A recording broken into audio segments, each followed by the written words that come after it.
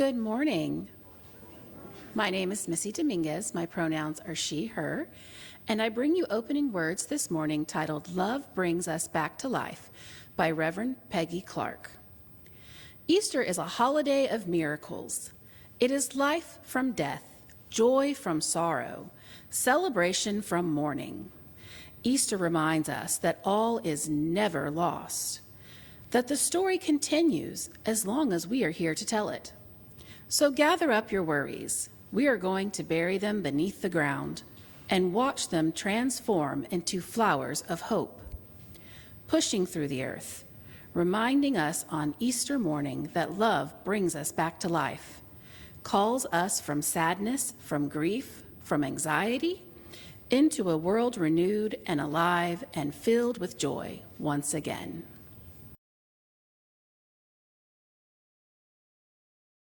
Oh my gosh, what if there's just a big old basket of candy? I can't believe you don't want to run up here really fast. If there's any young people or young at heart people who want to come forward for our Wonder Box time, could you imagine if this was just full of candy in here? Oh my gosh, whose great idea would that have been?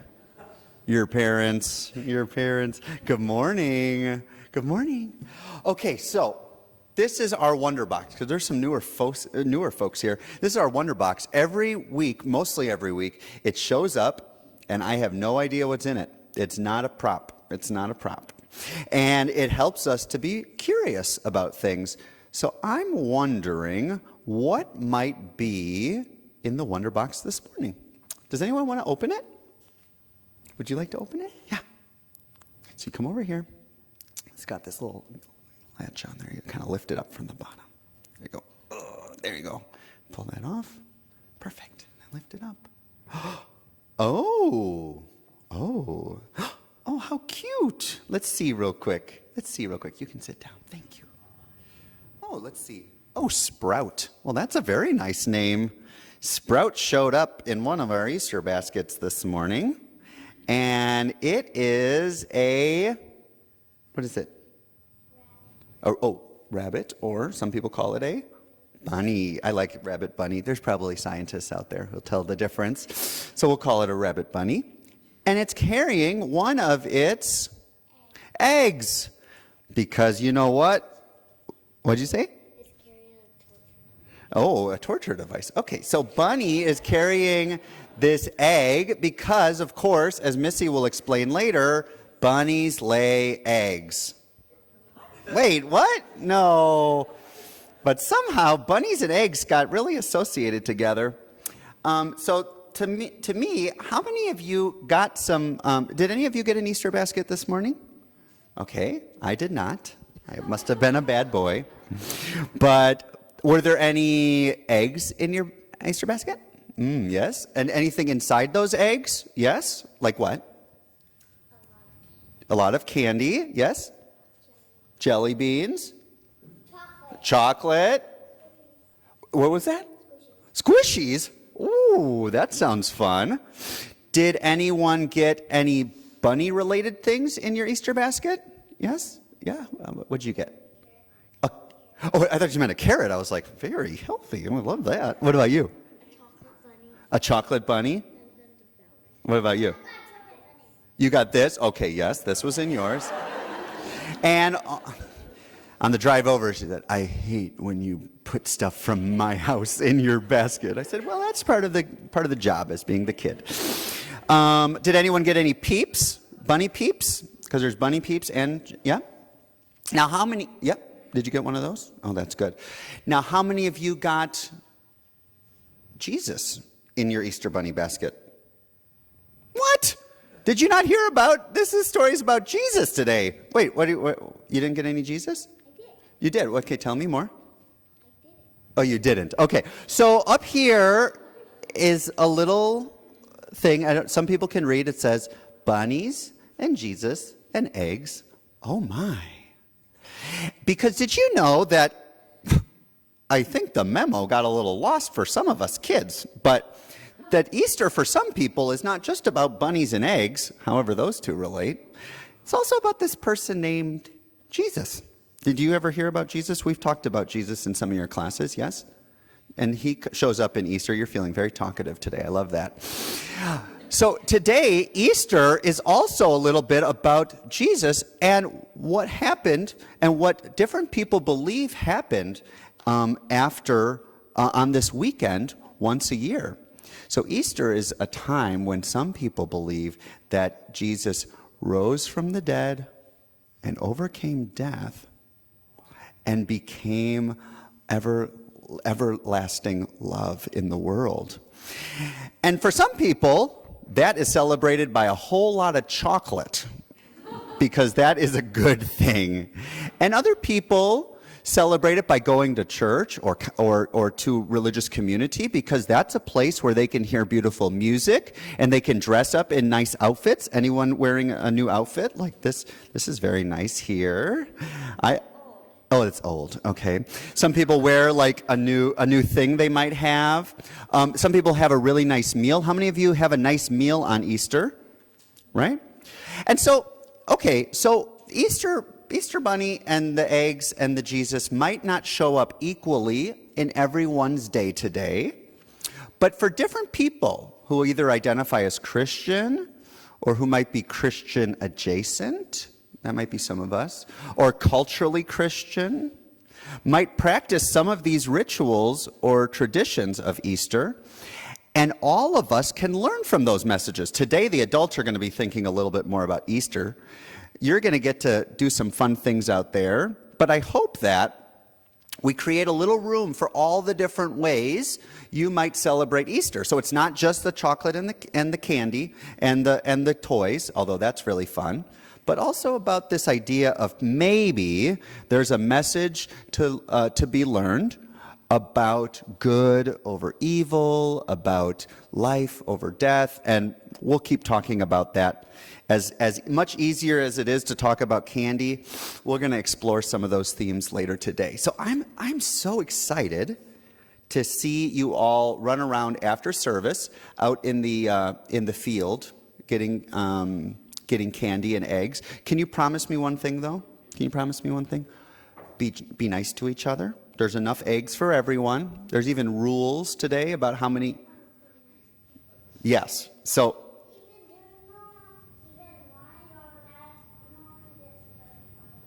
I took that as a yes. Okay.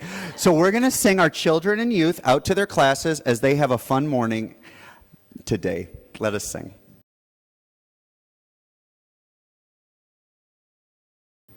I'd like to share with everybody a reflection this morning titled, Bunnies Don't Lay Eggs. Okay. Regardless of our current faith beliefs and practices, it is likely that many of us have some very fond memories of Easter Sunday left over from our childhoods. Easter is a holiday that is almost impossible for a child not to like. Much like Santa, the Easter Bunny sneaks into your home at night and leaves gifts. However, unlike Santa, the Easter Bunny isn't a judgmental peeping Tom who watches you sleep. Same amount of candy, less felonies. After eating a chocolate effigy of a magical bunny that defies biology by laying eggs, most kids would run outside and see what other treats have been left in the yard by the egg-laying bunny. And if you were very, very lucky, you'd find the coveted golden egg. In my family, the golden egg had a whole $1 in it. And that was enough money in the 90s to cause an all-out brawl if two kids got to it at the same time. There are typically new clothes around Easter, so if you've been coming here a while, you know why I like the holiday now, and family to visit with, maybe a trip to church. But even church was better on Easter as a kid because all of your cousins had also consumed enough sugar to kill a buffalo before 9 a.m. And the kids were crazy. Nobody wants to do children's church on Sunday for Easter Sunday. And then the day would end with ham, deviled eggs, and that sugar crash that all the adults have been waiting all day for. Unless you had the misfortune of being born into one of those sunrise service families, Easter was really amazing as a kid. I still love Easter as an adult, and for all the same reasons, but my role in those reasons has changed. And with that change, my appreciation of the holiday has only grown stronger. I love watching my kids go through their Easter baskets, even if I already know there's way too much sugar in there. One of my favorite pictures of Emma, my oldest, is her about 18 months old with her Easter basket overturned on her head like a hat. The contents of the Easter basket are all over the living room, even that grass that you can never actually get all of it up. And she's holding out a tiny piece of candy that she was offering to share with me. Watching my children hunt for Easter eggs over the years has become a very cherished part of Easter for me. When they're little, they just kind of toddle around, and they need so much help. But then they get older, and I have had to explicitly say, no body slamming or throwing elbows before we open the gate and let the hunt start.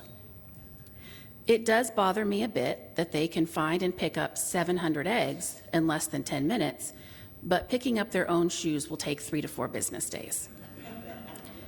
We still get new Easter dresses and come to church, but there's a lot less guilt and begging for forgiveness now. Easter Sunday has become about the renewal of love and acceptance for me at this church. I'll spend the day with my chosen family and eat ham while trying to convince my son that he should eat something other than a roll. There's still going to be a sugar crash, and I'm going to be exhausted, but very happy by the time everyone gets to bed. I've let go of the faith-based reasons to celebrate the holiday, but to continue to celebrate for all the nostalgia and joy that the day brings me. I firmly believe that there is a unique type of joy that comes from watching our own children be happy. And it's that special feeling that keeps me coming back to Easter. As parents, I think watching our kids enjoy the same things that we enjoyed as children will always be its own special type of satisfaction. My faith and the meaning of this time of year has evolved as I've grown and matured. And it's very likely that my views will continue to change as I learn and experience more of life. But I just don't see myself giving up plastic eggs, chocolate bunnies, and new dresses. It's not that they hold any spiritual significance to me now, or ever really did in the past. Those things simply make me happy. They made me happy as a kid, and they make me happy now by making the people that I love happy. One day, if I'm lucky, I'll have a whole yard of grandkids running around hunting eggs, and I'll be watching my own children discover that same special feeling the way that I did, through shared traditions that don't really have anything at all to do with Christian Easter, but are there simply to bring joy to children, and that alone for me is a good enough reason to celebrate.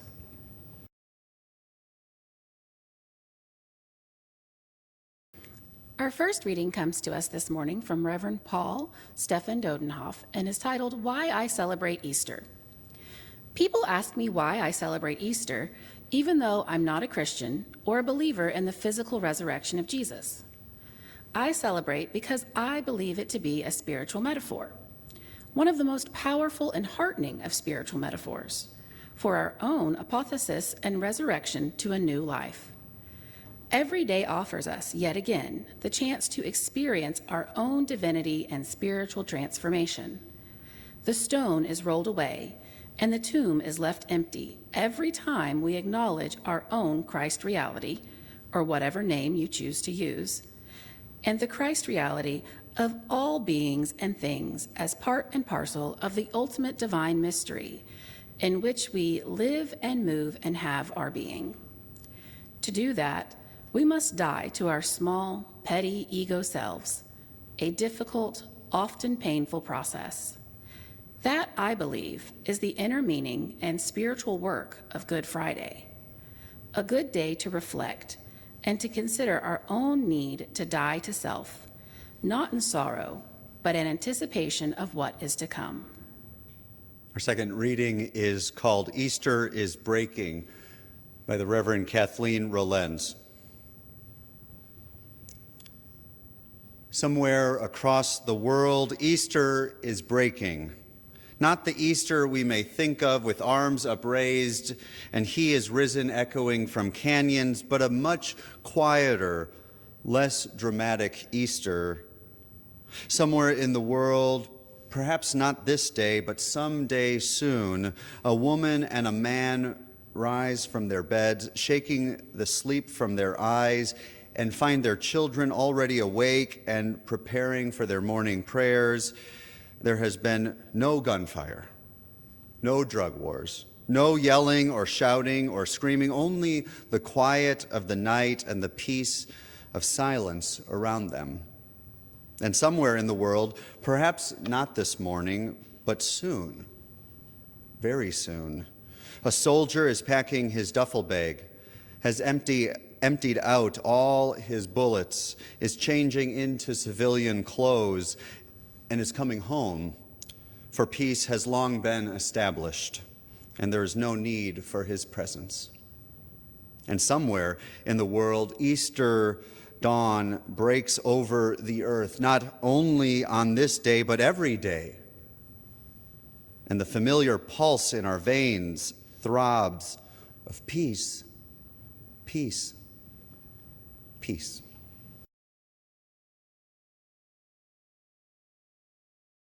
This week, in the midst of many meetings, late nights, schoolwork, and being way behind in preparations for Easter, a memory came to mind from my early childhood. It was a welcome reminder of a time when I read purely for pleasure, for fun, for adventure and joy. Now I still get pleasure, fun, adventure, and joy from reading, just not the same way. Back in the 1990s, there's some good decade, that was a good one. I attended a public Montessori elementary school in Milwaukee. And library time was one of my favorite parts of the week.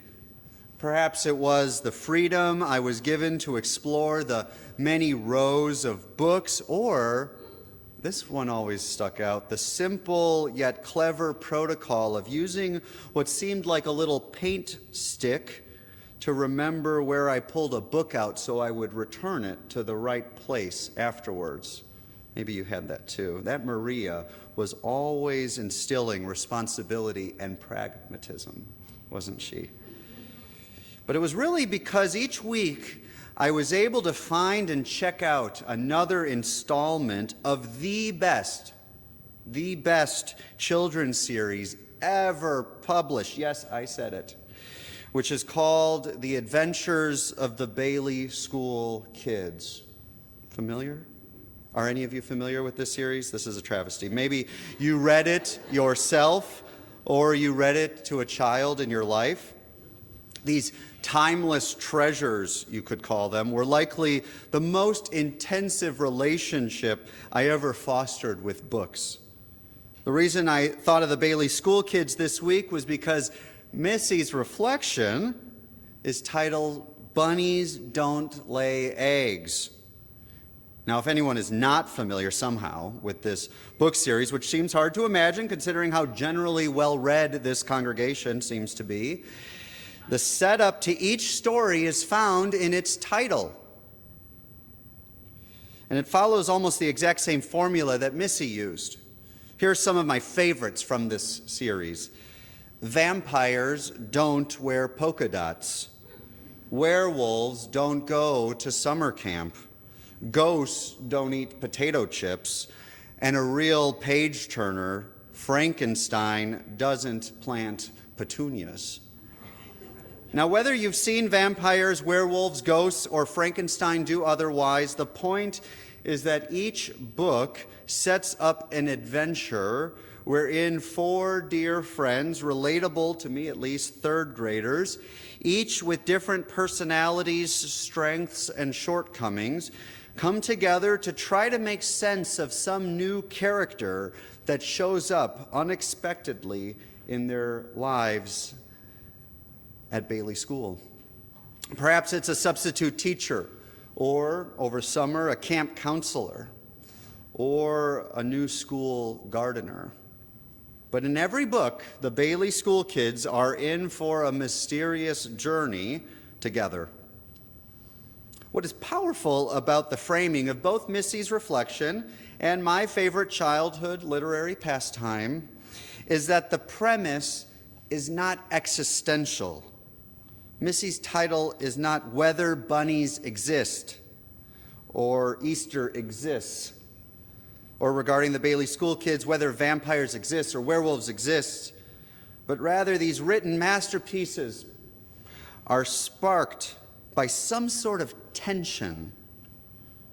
They each hold some type of paradox to the reader, where the existence of something, whether it be as natural as a bunny or as mysterious as a ghost, is confronted with a contextual dissonance. Said differently, this dissonance found in these examples is that, to the best of our knowledge, bunnies indeed don't lay eggs. And at least I personally haven't experienced a polka dot wearing vampire, but I am keeping my heart and my eyes peeled open for one. The mysterious tension extends to the dissonance some might feel on a day like today, on a day like Easter. Now, the title of my sermon is not as clever as those that these great American classics or Missy deploy for rhetorical effect. Stated in a more direct question that many of you may still be pondering some 45 minutes into the service, do UUs Celebrate Easter is, we could say, the question form of a possible answer to the question. Either no to the question, no, Unitarian Universalists don't celebrate Easter, or yes, Unitarian Universalists do celebrate Easter, but let's take it with the not to follow the pattern. And boy, would this sermon or book series or childhood memories be pretty simple if that were the case. We wouldn't have to deal with contradiction, paradox, and all of those little bunny eggs filled with chocolate and jelly beans. We wouldn't have to ponder the existence and value that many give to the mysterious nature of the universe, or of this earth for that matter, or of this holiday. If UUs don't celebrate Easter, well, we could have just had a Sunday service on spring, or renewal, or nature, or any other topic. But the reality is that for many UUs, the answer is yes. We do celebrate Easter. The caveat to name has to do with what we mean, what we do, and what value we give to the celebration itself. Let me explain more deeply. Because we are all lifelong learners, or rather because Unitarian Universalism encourages our lifelong learning, our beliefs, what we mean, our practice, what we do, and our values, what we value, continue to change over time. In fact, it's impossible for them to not change to some extent. Missy said as much in her reflection. She said, "My faith and the meaning of this time of year has evolved as I've grown and matured, and it's very likely my views will continue to change as I learn and experience more of life." So not only has her beliefs, actions, and values transformed since childhood, she is leaving the door open to more transformation and learning throughout her adult life. She's not done, and hopefully none of us are. Today, this day, Missy shares that, quote, Easter Sunday has become about the renewal of love and acceptance, and that she celebrates, quote, the unique type of joy that comes from watching our own children be happy. And it's that special feeling that keeps me coming back to Easter. So which is it? Do UUs celebrate Easter? Yes? No? Maybe? What is this? One thing that I know to be true is that many Unitarian Universalists, and before we came together and we were just Unitarians over here and Universalists over there, they celebrated Easter without fail each and every year. The meaning of Easter has changed over the centuries because the understanding, or the general understanding of its meaning and practical value, has changed along with our living tradition that we embrace, the value of transformation. In short, Unitarians and Universalists for centuries promoted the value of an all-loving God, and that Jesus' death was not the death of God, God's self, but of a prophet, a human being who was a threat to the Empire of Rome. His death did not atone for the sins of all humankind, because Unitarians and Universalists did not and do not ascribe to such a belief in original sin, which is what Judson talked about 2 weeks ago in his sermon. But rather they affirmed, as we continue to affirm, the inherent goodness, the inherent worthiness of love in all people. The Easter story is not about the final inbreaking act of love, where good triumphs over evil, where life overcomes death, but a reminder to seek out such a love always in the face of our hardships in life. This time of year, where flowers push past the now gone frozen death of winter, we are given a chance to believe that life rises again, even from the ashes of great tragedy, of unspeakable loss or small loss that happens in our lives, that love can and will win in the end, even if that end feels very far from this day. This morning we are given the chance to say, as the Reverend Paul Dodenhoff shares in our first reading, every day offers us yet again the chance to experience our own divinity and spiritual transformation. It's a nice thought. Every day offers us yet again the chance to experience our own divinity and spiritual transformation. In this sense, we are invited to celebrate our own renewal and that of one another, our own rising up in the face of despair, our own transformation from what we were yesterday to what we are still becoming today, in this very moment. Ultimately, the answer is not found in the title of the sermon. The tension is not resolved in the title itself, but rather in the journey that unfolds throughout the story of vampires and ghosts, of bunnies and eggs, of Unitarian Universalists, and our historical connection to Christianity that still exists, and to the perennial invitation to consider what meaning and value, what impulse to act, to transform it offers us once more this day. I wonder if anyone looked closely at the title of the sermon and saw a connection to our UUCCI mission statement, to our work as a congregation in the world. One of the most compelling words in both our mission statement, in my belief, is also in the sermon title. Just as we are contemplating today whether UUs celebrate Easter, we could look to our purpose statement, our mission as a community, for guidance, and be reminded that, quote, UUCCI is a community of hope and courage where we celebrate love and work for justice. Have you ever taken a moment to think about that verb choice? You all chose it, or those who were there in 2019 when it was chosen and voted on. Why didn't we just say we value love or we center love? We chose to celebrate love, like celebrating love as a holiday, a holy day, celebrating love like others might celebrate Easter, or as our Catholic interfaith siblings might say each week during the celebration of Mass. The choice to celebrate is a beautiful one because it is both celebrate, like Kool and the Gang, celebrate good times, come on, but also celebrate as in a lifting up as worthy of care and protection, a love that is precious and to be shared with the world.